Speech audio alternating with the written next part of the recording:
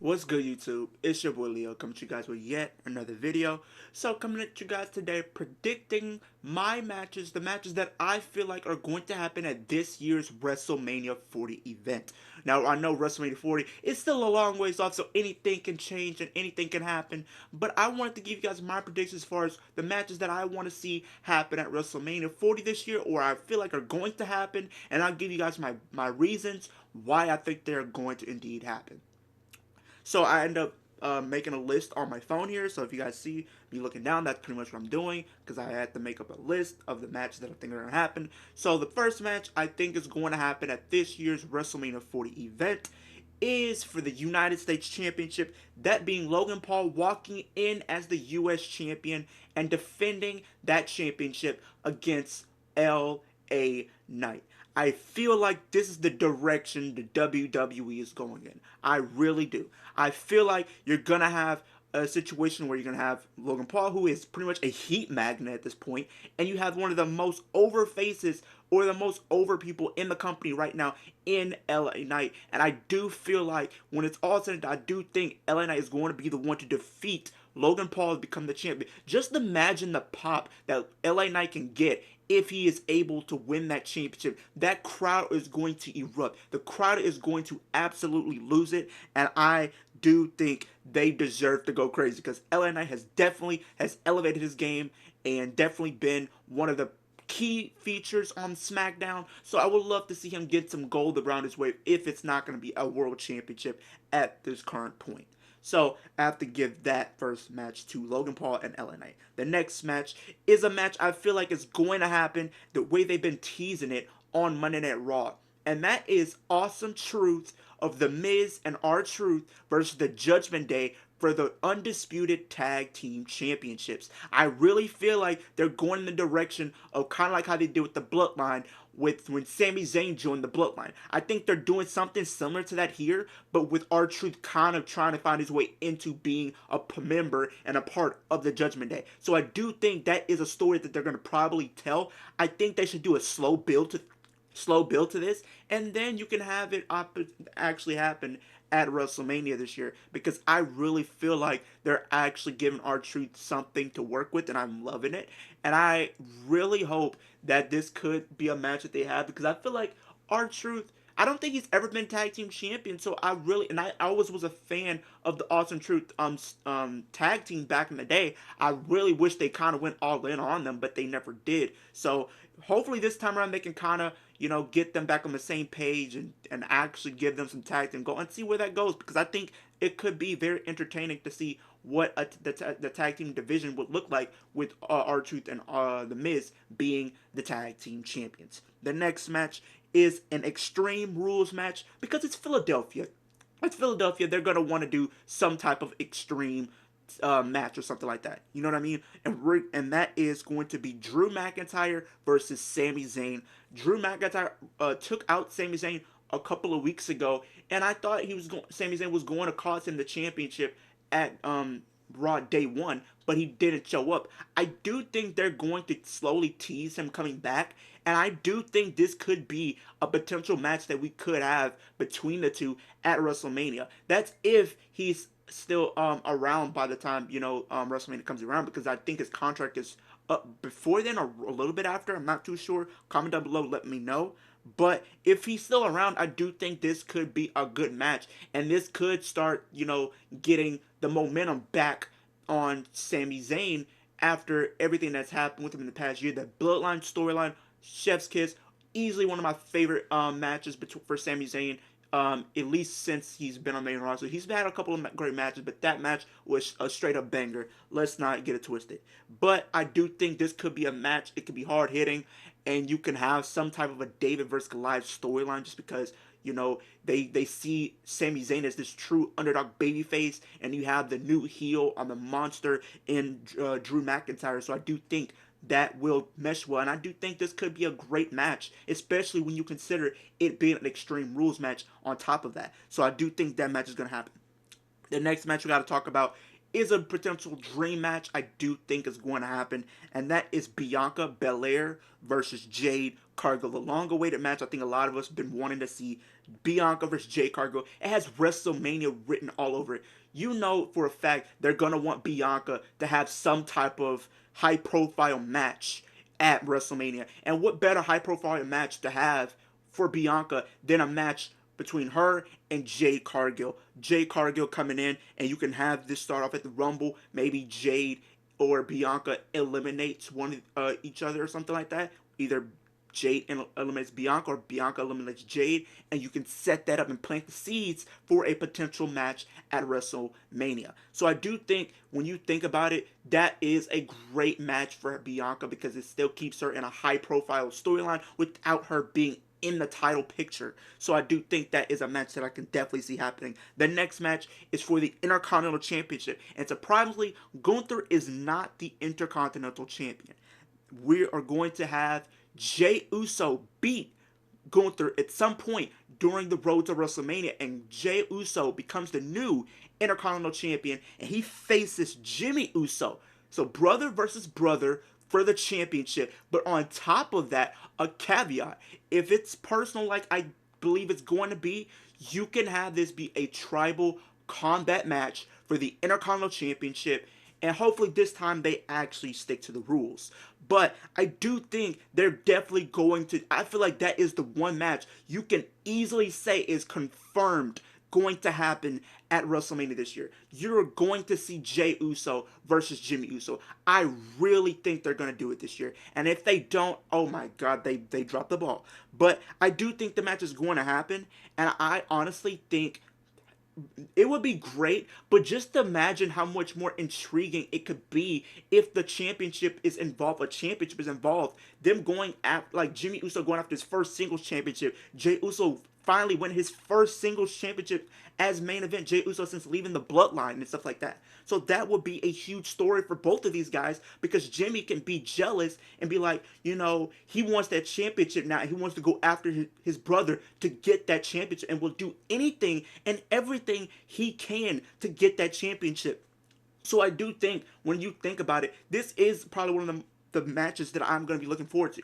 And definitely if Jey can win, because I feel like when you look at it, there isn't really anybody I can see beating Gunther right now. And I feel like with Jey Uso, him beating Roman Reigns, pinning him, I think put him on a different stratosphere. I really do. And I think him beating Gunther, who has pretty much been a dominant champion and doesn't need help like Roman, I think could be more intriguing because now you're going to make Jey Uso an even bigger star just because he beat somebody who has been unbeatable since he's came into the WWE, especially on the main roster. So now you're creating an even bigger star, and now you're freshening up Gunther to do something else for Mania, which we'll get into in just a second.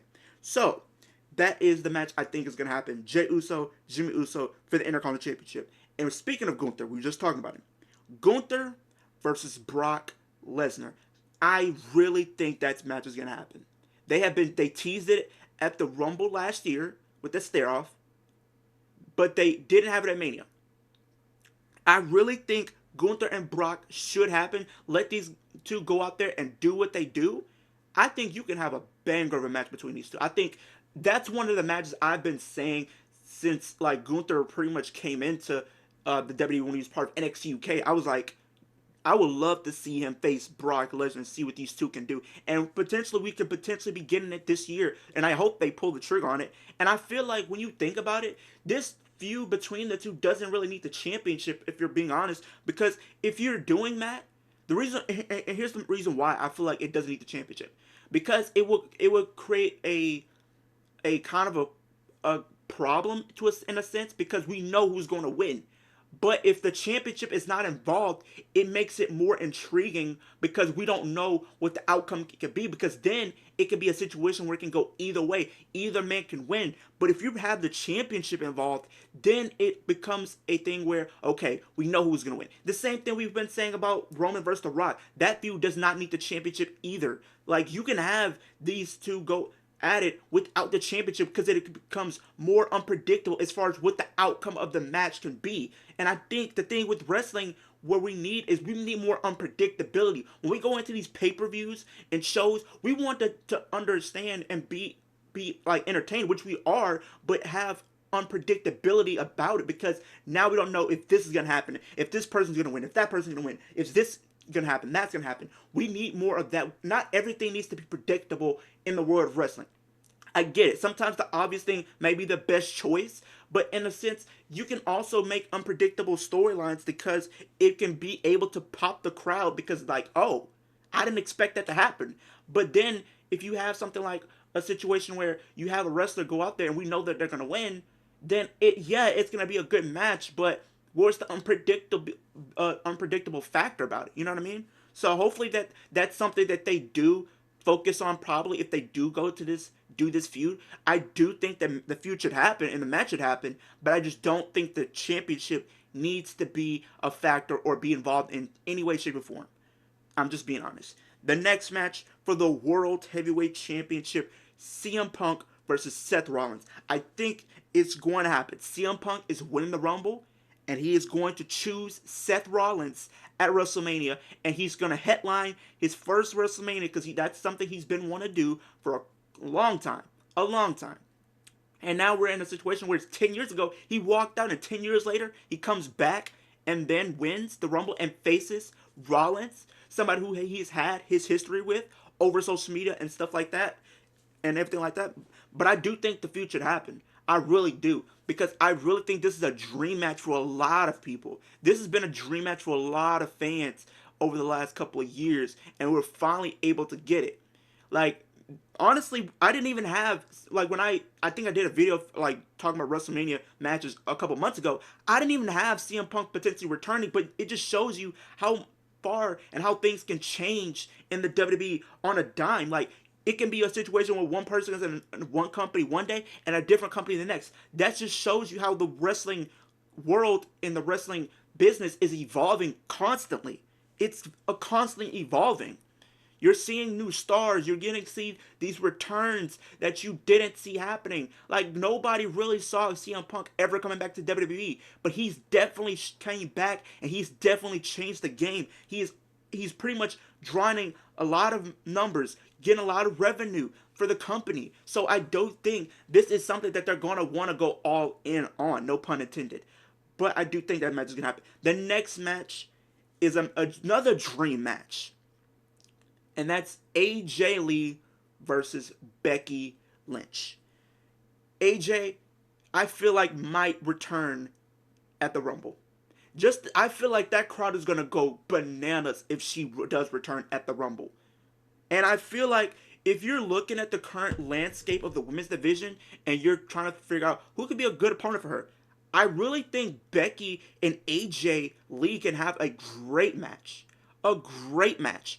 And the reason why I have Becky in this position is because similar to what I said earlier with Bianca, they don't need to be in the championship picture to be in an important, they can be in important roles at WrestleMania without being in the title picture. And I do think the reason why I have this match, because it's going to lead into something else happening. I do think at some point we could see CM Punk and AJ Lee versus Rollins and Lynch in a mixed tag at Backlash. I think that's the route that they're going to slowly go in. I think that's the route they should go in. Becky, I know people have been saying her versus Rhea. No, no, no. I'm sorry. No, no. I don't want to see that. If you want to have her face Rhea, you can have her face Rhea at Elimination Chamber. I think that would be a great match for them to do for that pay-per-view, because Becky Lynch is a draw, but I just don't want to see her facing Rhea at Mania when that spot should definitely go to someone else, which we'll talk about later.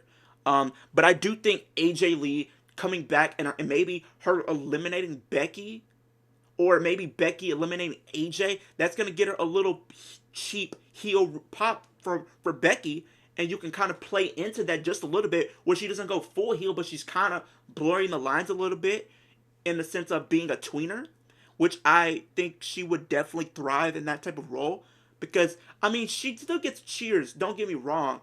I just feel like her popularity has kind of watered down just a little bit.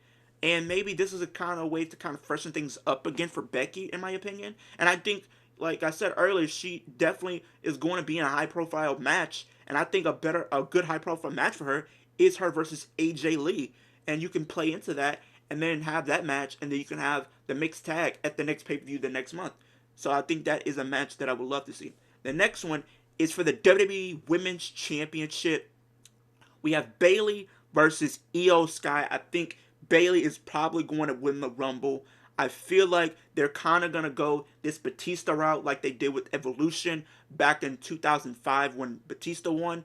I think they're going to do this feud, and Bayley is going to kind of have like that Batista type of character, because I think people are starting to I think she is going to turn face at some point, and I do think she may be in the road to WrestleMania after winning the Rumble. She gets, kicked out of Damage Control, and she sells the injuries or whatever the case is, and then she comes back maybe a month later, and then she announces, I'm picking Io for the championship at WrestleMania, and then we have that match, and then we have Bayley win, and now she's back on top of the women's division. The next match is a women's tag team ladder match. I feel like there's gonna probably be at least one ladder match that they should do, and I feel like why not give it to the women? So we have the current champions Katana Chance and Kaden Carter versus the Holy Alliance of Alba Fire and Isla Dawn versus Shayna Baszler and Zoe Stark versus Natalya and Tegan Knox versus Piper Niven and Chelsea Green versus the Kabuki Warriors versus Indy Hartwell and Candice LeRae versus the returning Sasha Banks and Naomi. I think Naomi is probably already on her way back to WWE, because I think her contract expires not too long after Hard to Kill, which is this Saturday. So be on the lookout, because my predictions for that show are going to be dropping. And also some of the part 2 to that is talking about who I think is going to potentially be showing up as debuting and stuff like that. So be on the lookout for that video coming probably either tomorrow or later today. So be on the lookout for that.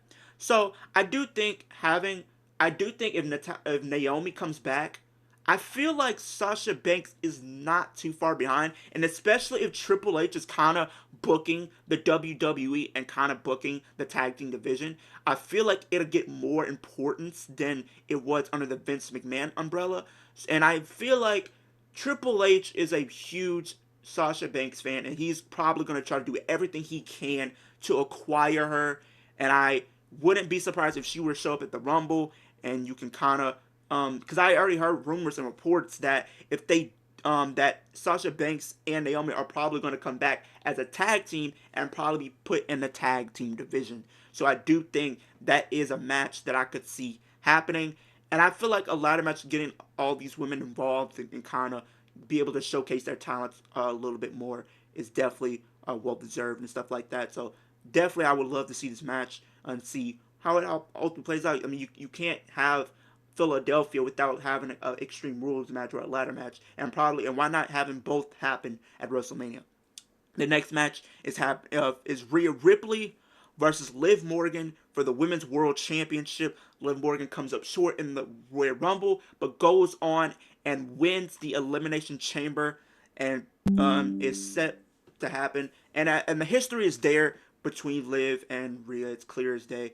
Liv got taken out by Rhea. She was the last one eliminated by Rhea. She was the last one to beat Rhea Ripley. So the history is there, and they were a tag team a couple years ago, and she got turned on by Rhea Ripley. So the story is there, and she's going to want to have this redemption arc when she does come back and try to get revenge on the person that took her out, and then do whatever she can to make Rhea Ripley's life a living hell. And that, what better way to do that than taking that championship? And another thing for Liv Morgan, it would be in the sense of be able to create a new star, because I think Liv Morgan is right there on the precipice of becoming a new star. I just think, the thing is, she needs a huge story that can help engage her with the fans, because I think the fans are behind her. She has the fan support. She can go in the ring. She just needs a little help with the promos, but I think she can do just good.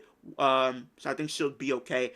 But I do think this is the match that they should go with. I really do. You're making a new star, and if she wins the Elimination Chamber, she's also making history because she's competed in every Elimination Chamber match. She's competed in every Elimination Chamber match and has not won. So I think the odds could be in her favor going into that match. And I feel like the fans would definitely be behind her. The only problem is I know some people said it's probably gonna be is when it's in Australia they're probably not gonna want her to win. But I mean, why not?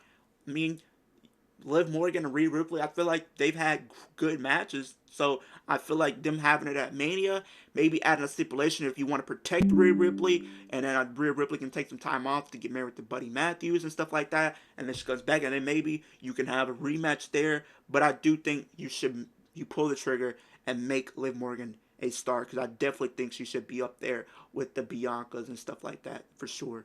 And then the main event for the undisputed Universal Championship, we got the Tribal Chief, the head of the table, the end all be all, Roman Reigns versus the American Nightmare, Cody Rhodes. I think it is there. I think you do Roman, Rock, Chamber, and Roman is going to be, his ego is going to be through the roof, and it just makes the moment even sweeter if Cody does defeat him. I know people have been saying Roman is probably going to defeat Cody again just so he can break another record, which is, I believe, Hulk Hogan's record, which he'll break probably in September or something like that. But WWE, stop stat padding at this point. Just do it. Like, I feel like if you have Roman win, you're going to piss off so many people. It's not even crazy. You already pissed off a lot of people at WrestleMania 39.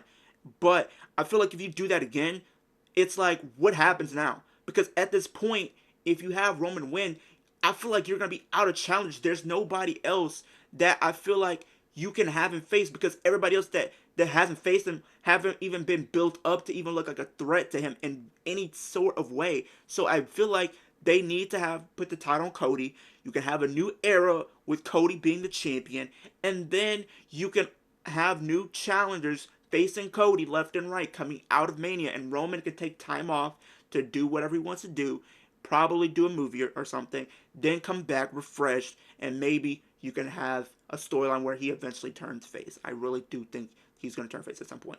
But I just feel like you got to pull the trigger at some point. You really do. I really hope they do pull the trigger with Cody, but I don't know, knowing WWE, because especially what they did last year. And if you guys don't know, I was pretty pissed about that. But I really hope they kind of make up for that and have Cody win here. We will have to see how it goes. But that's the end of the video, guys.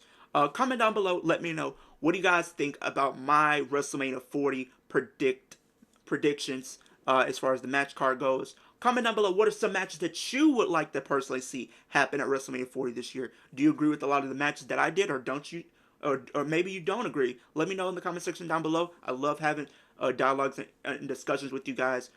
We're on the road to 750 subscribers, so if you're new to this channel, subscribe. It's absolutely free. You can always change your mind in the future, but why would you want to do that? We're the fastest growing YouTube channels in the wrestling community, posting pretty much daily wrestling content, so you don't want to miss it. But I appreciate everybody tuning in, and I'll see you guys in the next video.